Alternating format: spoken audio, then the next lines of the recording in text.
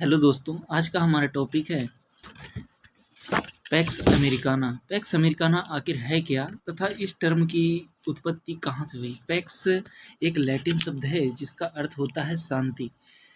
तो क्या PACS Americana ये पहला शब्द था? नहीं, इसके पहले भी पैक्स रोमाना तथा पैक्स ब्रिटानिका जैसे शब्दों का प्रयोग किया जाता रहा है। इसका मतलब होता है पैक्स अमेरिकाना। जैसे तो पैक्स मतलब शांति, अमेरिकाना अर्थात अमेरिका के द्वारा स्थापित की गई शांति। तो उसी प्रकार पैक्स ब्रिटानिका रहा, मतलब कि ब्रिटेन साम्राज्य के द्वारा स्थापित की गई शांति। ठीक है, तो आज हम लोग बात करेंगे इसी के पतन के कारण, क्योंकि हम लोग देख रहे हैं कि एक बड़े भाई के तौर पर बिग ब्रदर की भूमिका निभा रहा है यूएसए काफ़ी समय से। लगभग द्वितीय विश्व युद्ध के बाद में यूएसए बिग ब्रदर की भूमिका काफ़ी सारे राष्ट्रों में निभाता चला आ रहा है। तो आखिर ये क्यों ऐसी कोई भी अपना बिग ब्रदर तो मानेगा नहीं, आखिर क्यों? क्योंकि यूएसए ने कुछ ऐसी संस्थाओं ऑर्गेनाइजेशन के निर्माण में महत्वपूर्ण भूमिका निभाई जो कि एक अमूल चूक उसका योगदान रहा है, जिसमें यूएन, वर्ल्ड बैंक, आईएमएफ तथा नाटो जैसे संगठन रहे हैं, जिनके निर्माण में उसने बहुत सारे भूमिका निभाई है। ठीक है, तो इस वजह से उसका महत्वपूर्ण प्रभाव रहा। तो द्वितीय विश्व युद्ध के बाद में दुनिया दो गुटों में विभाजित हो गई। पहला गुट बना पूंजीवाद, जिसका नेतृत्व करता यूएसए था। तो दूसरा गुट बना साम्यवाद, जिसका नेतृत्व करता यूएसएसआर था। तो आखिर 1991 तक ये दोनों गुट आपस में लड़ते रहे तथा शीत युद्ध के अंत तक, जब शीत युद्ध का अंत होता है 1991 में, शीत युद्ध का अंत होता है कहाँ से? जब यूएसएसआर का विघटन हो जाता है, तो उस समय शीत युद्ध का अंत हो जाता है और दुनिया वर्ल्ड यूनिपोलर हो जाती है, क्योंकि अब एक ही शक्ति बचती है, वह होती है यूएसए। तो यूएसए अब पूरी दुनिया को कंट्रोल करना चाहता है तथा वह 3 प्रकार की चीज़ें बताता है कि मैं दुनिया की सुरक्षा करूंगा, मैं दुनिया में लोकतंत्र स्थापित करूंगा, मैं दुनिया की बाजार व्यवस्था को नियंत्रण करने के कुछ अमूलचूक उपाय बताऊंगा। इसी प्रकार यूएसए अपनी अवधारणाओं को विकसित करता है। तो बात करेंगे हम लोग उसके पतन की, किस व्यवस्था का, जैसे उसने पहले बिग ब्रदर की भूमिका निभा रहा तो किस प्रकार से उसकी व्यवस्था कमज़ोर हो गई तथा शीत युद्ध में उसने किन किन युद्धों को झेला। तो सबसे पहले हम उसके पतन के कारण देखते हैं।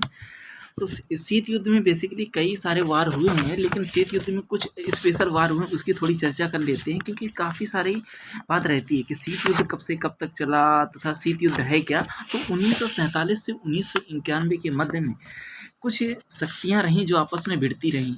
इनमें वो प्रोक्सी वार के तहत आपस में लड़े, कभी भी उन्होंने आमने सामने वार नहीं किया, युद्ध नहीं लड़े। प्रॉक्सी वार अर्थात मतलब कि ये दोनों लोग कभी आमने सामने नहीं भिड़ते थे, क्योंकि दोनों भी न्यूक्लियर पावर शक्तियां थीं और आपस में भिड़ना भी नहीं चाहते थे। तो इन्होंने एक दूसरे राष्ट्र के सहारे उसको पीछे से हेल्प की और उसके साथ में युद्ध लड़े। तो जैसे कि एक पहला युद्ध हुआ वियतनाम वार, जो कि मैंने क्रम से नहीं बताया, काफ़ी सारे युद्ध इसके पहले भी हो चुके थे। जैसे इसके पहले क्यूबा संकट हो चुका था और भी सारी चीज़ें हो चुकी थी। तो मैं लेकिन जो भी चीज़ें हैं मैं लेता चलूँगा, ठीक है, ये ना कह देखना क्रम से है ये नहीं है। तो हम पहली चीज़ लेंगे वियतनाम वार को। तो वियतनाम वार था क्या? ये लगभग 20 सालों तक चलने वाला युद्ध था, जिसमें एक और था रसिया, मतलब कि रसिया अपना चाहता था कि ये हमारे तरफ की वियतनाम में सरकार बने।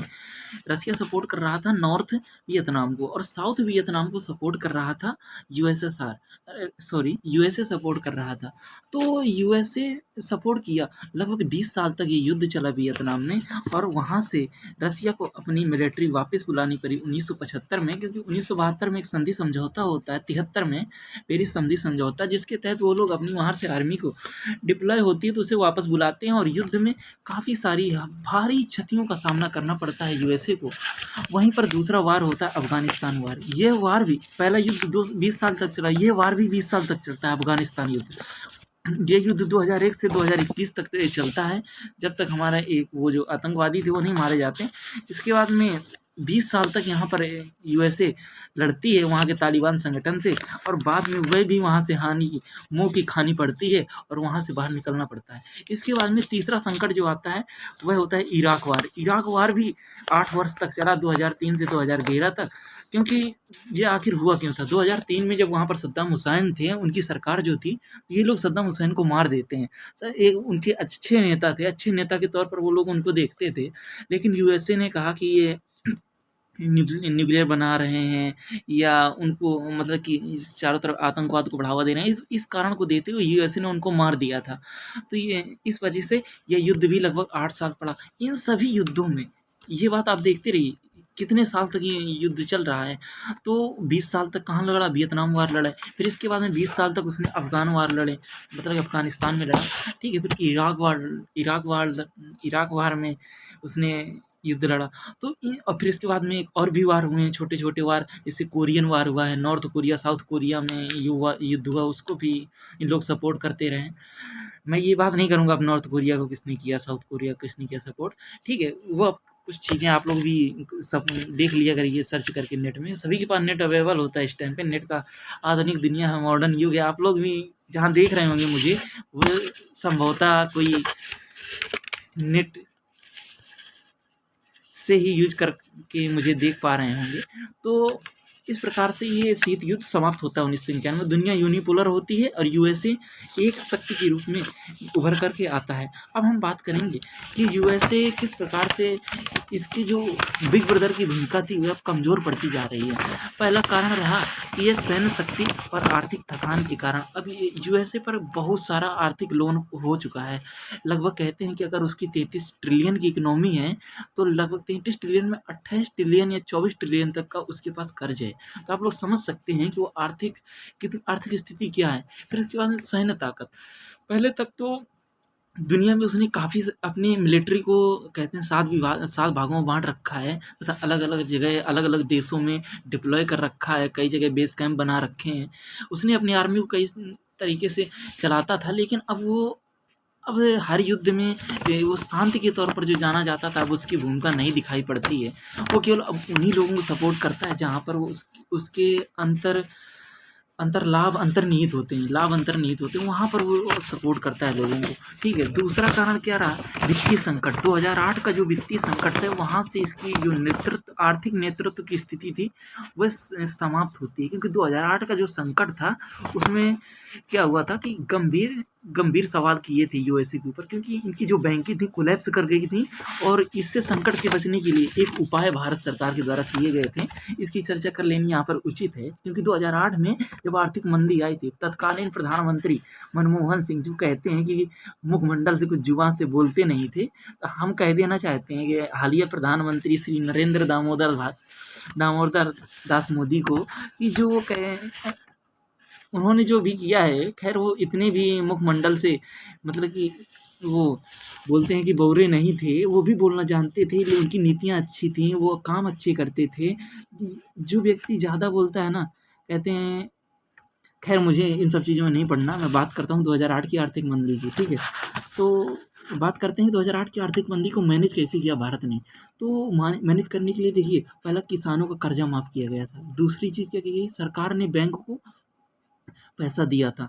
तीसरी चीज़ क्या की कि प्रोत्साहन राशि बैंकों को दी गई तथा कंपनियों को प्रोत्साहन राशि दी गई। आप लोग कंपनी मतलब कि आर्थिक मंदी आने ना पाए, आप लोग रोज़गार को देते रहिए। और फिर इसके बाद में और चौथा काम क्या किया गया? 6वां वेतन आयोग लाया गया, और 6वां वेतन आयोग उस समय के लोग जो 2008 में सरकारी नौकरी में होंगे, आप लोग उनसे पूछिएगा कि वेतन में 2 से 3 गुना की वृद्धि हुई थी डायरेक्ट। अगर उनका वेतन 60,000 था, 70,000 था या 20,000 था, तो सीधा मतलब कि 3 गुना हो गया था, 2 से 3 गुना वृद्धि। सबसे ज़्यादा वृद्धि हो गई थी। ये जो हमारा 8वां वेतन 9वां वेतन आयोग आने वाला है, तो इसमें भी इतनी वृद्धि नहीं होने की उम्मीद है। बस होने की उम्मीद है कि 30-40% वृद्धि होगी, लेकिन इतनी उम्मीद नहीं होगी, सीधा 2-3 गुना वृद्धि हुई थी। तो ये सब चीज़ें कंट्रोल की थी उस समय की भारत सरकार ने 2008 में अपनी आर्थिक मंदी को, ठीक है। और फिर इसके बाद में अब हम वहीं चलते हैं, कहाँ पर कि किस तरीके से अभी यूएसए की बिग ब्रदर की भूमिका खत्म हो रही है तथा इसके जो पैक्स अमेरिकाना का एक पतन कैसे होता चला जा रहा है। इसका और कारण ये है कि यूएसए के डोनाल्ड ट्रंप के युग में टैरिफ की भूमिका, वो जिस पर चाहते हैं उस पर टैरिफ लगा देते हैं। ये कैसे होगा बताइए? आप किसी राष्ट्र पे छोटा से छोटा व्यापार हो रहा है, वहाँ पर टैरिफ लगा दे रहे हैं। तो बिग ब्रदर की आपको क्यों कोई बुलाएगा कि आप हमारा संधि समझौता कराइए? दूसरी चीज़, जो अंतर्राष्ट्रीय संधियाँ रही हैं, खुद आप लोग बाहर निकल जा रहे हैं। जैसे पेरिस से शांति समझौता रहा है, तो उससे आप लोग खुद बाहर निकले हैं। जैसे प्राइम मिनिस्टर बने डोनाल्ड ट्रम्प साहब, तो तुरंत ये पेरिस बोल दी कि हम पेरिस क्लाइमेट डील से बाहर निकलते हैं। आप लोग जितने भी समझाते रहें, अगर आप लोग उनके मुख करता धरता रहें, आप लोग ही बाहर चले जाएंगे। ये बोलें कि जैसे फैमिली में पिता करता धरता होते हैं, वही बाहर चले जाएं, तो एक फैमिली पे काफ़ी लोड आ जाता है ना। तो उसी प्रकार यदि आप लोग ही बाहर चले जाएंगे, मुख्य लोग आप ही हैं, आप लोग उसको फंडेड करते हैं, तो फिर एक बड़ी समस्या उत्पन्न हो जाएगी ना। इस वजह से इसका कहते हैं कि महत्व कम होता जा रहा है। और भी कारण है, जैसे विदेशी सहायता में कटौती। ये पहले जो ऐड दिया करता था उसमें बहुत भारी मात्रा में कटौती की है। ये भारत के लिए भी है, और ब्राज़ील में बहुत हद तक कटौती की है इन्होंने। और जैसे कि और भी कारण है, जैसे कि बहुपक्षीयता। नाटो सहयोगी राष्ट्रों में यूएसए के प्रति जो सहयोगी राष्ट्र थे यूएसए, ये माना जाता कि पूंजीवाद के पिछलग्गू हैं यूरोपीय यूनियन वगैरह। लेकिन अब उन्होंने इनको महत्व देना कम कर दिया है, क्योंकि वो भी चाहते हैं कि, क्योंकि अभी कहाँ पे एक जगह युद्ध हुआ था, तो यूएसए ने बोल दिया, कतर में, हाँ कतर वाली बात थी, खैर मैं उसे आगे लूँगा। लेकिन जैसे कि यूरोपीय यूनियन था, तो उन्होंने उसने खुद बोल दिया डोनाल्ड ट्रंप ने कि अब तुम लोग अपनी खुद की सेना बनाओ, या जो हमको रुपया देते हो अपनी सुरक्षा के लिए, उस रुपए को बढ़ा दो, तब हम तुम्हारी मतलब कि सैन्य रूप से सहायता करेंगे, या तुम्हारी कोई भी अटैक होगा तो हम देखेंगे। लेकिन अब उन्होंने कहा कि रुपया बढ़ा दो, या फिर तुम अपनी खुद की आर्मी बना लो। तो इस प्रकार से अब उसकी नीति है जो कहेंगे। फिर इसके बाद में और क्या कारण है? चीन का आर्थिक प्रभाव। चीन का आर्थिक प्रभाव बढ़ता जा रहा है, यूएसए का कमज़ोर होता चला जा रहा है। और भी क्या, सैन्य विकास। चीन का आर्थिक एवं सैन्य विकास तो आप जान ही रहे हैं। चीन अर्थ से लेकर के मंगलयान तक, अभी चंद्रयान उनका आया जिसमें वो लोग मिट्टी लेकर के आए हैं। फिर इसके बाद में वैश्विक भूमिका एवं रूस की आक्रामकता। भारत की वैश्विक भूमिका बढ़ती जा रही है, ये भी एक कारण है, क्योंकि भारत में सबसे ज़्यादा पॉपुलेशन निवास करती है, और दुनिया चाहेगी कि कोई भी ऐसा राष्ट्र हमसे न छूटे। ये लोग भारत पर ही इतना टैक्स लगा देते हैं, इतनी इम्पोर्ट ड्यूटी लगा देते हैं कि यार कौन सा देश तुम्हें मतलब कि बिग ब्रदर के रूप में मानेगा। ठीक है। फिर इसके बाद में यूएसए की जो आक्रामकता नीति रही, वो क्योंकि अभी तक यूएसए 1991 के बाद में कुछ अच्छा काम, मतलब कि यूएस उसको यूएसए को क्षति नहीं पहुंचा पा रहा था, या बोलें कि, तो अब उन्होंने रूस की आक्रामकता का भी रूप देखा यूक्रेन में, क्योंकि नहीं, यूक्रेन नहीं वार कर रहा, पूरा यूरोपीय यूनियन कर रहा है वार में। और फिर इसके बाद में यूएसए भी वार कर रहा है, पीछे से ये लोग सपोर्ट बहुत करते हैं काफ़ी हद तक। ठीक है। फिर यूएसए की आंतरिक राजनीति में ध्रुवीकरण।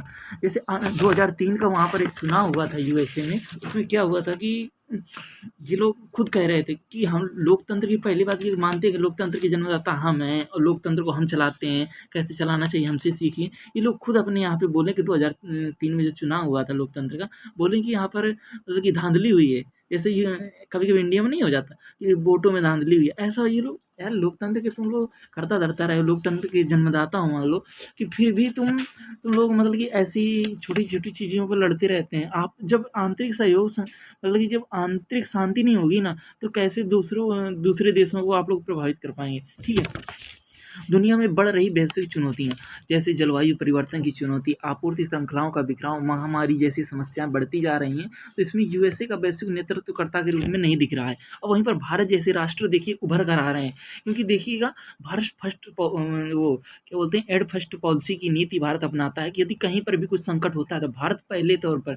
आपने देखा तुर्की में, तुर्की देखिए भारत की विरोधी गतिविधियां इतना करता है, लेकिन कभी भी तुर्की में संकट आया, भूकंप आया, तो भारत तुरंत सबसे पहले सहायता पहुंचाने वाला राष्ट्र था भारत। कोरोना संकट आया तो उसमें भी भारत ने कितनी हद तक सहायता की दुनिया के राष्ट्रों की, सब जगह दवाएं भेजी।